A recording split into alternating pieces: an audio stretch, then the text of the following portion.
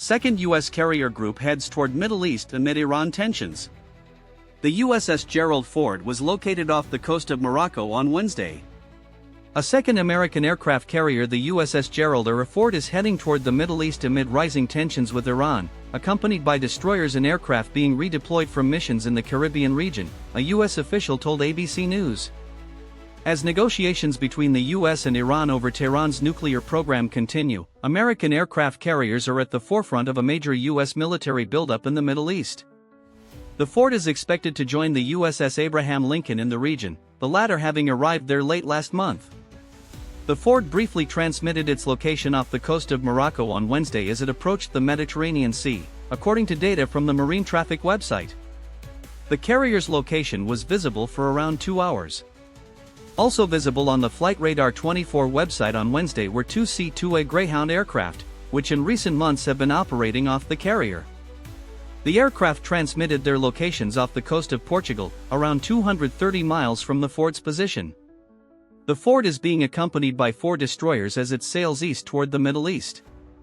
3 of the destroyers are part of the Ford's carrier strike group that have accompanied the carrier since it first deployed in June. The 4th destroyer had previously been a part of President Donald Trump's administration's surge of military forces in the Caribbean, a U.S. official confirmed to ABC News. Each of the destroyers is armed with air defense systems that can shoot down incoming missiles and drones, plus Tomahawk cruise missiles that can be used to strike targets up to 1,000 miles away. F-35 stealth fighter jets are among the U.S. assets heading toward the Middle East, including some that had been deployed to Puerto Rico ahead of the U.S. operation to depose Venezuelan President Nicolas Maduro. A spokesman for the Vermont National Guard confirmed to ABC News that the 158th Fighter Wing received a change in mission from U.S. Southern Command, which oversees operations in the Caribbean, Central and South America, but did not disclose their new deployment area. In late January, online flight trackers noted a dozen F-35 fighters taking off from Roosevelt Roads Naval Station in Puerto Rico and landing on the Azores Islands in the mid-Atlantic, on their way to the Middle East. Key Iranian nuclear personnel and facilities were targeted by Israeli and American forces during an intense 12-day conflict in June. But the strikes failed to resolve long-standing U.S. and Israeli grievances related to Tehran's nuclear program, its ballistic missile arsenal, and its support for regional proxy groups. U.S. and Iranian representatives met in Geneva, Switzerland, this week for talks regarding a possible deal related to Tehran's nuclear program and its enrichment of uranium. Trump has demanded that Iran commit to zero enrichment, a proposal rejected by Iranian officials.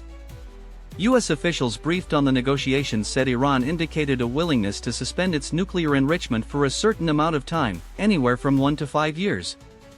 The U.S. is also weighing lifting financial and banking sanctions and the embargo on its oil sales, according to a U.S. official. Following the talks in Geneva, Iran is expected to submit a written proposal aimed at resolving the tensions, a senior U.S. official confirmed to ABC News on Wednesday. It is unclear when the written proposal will be submitted to the U.S.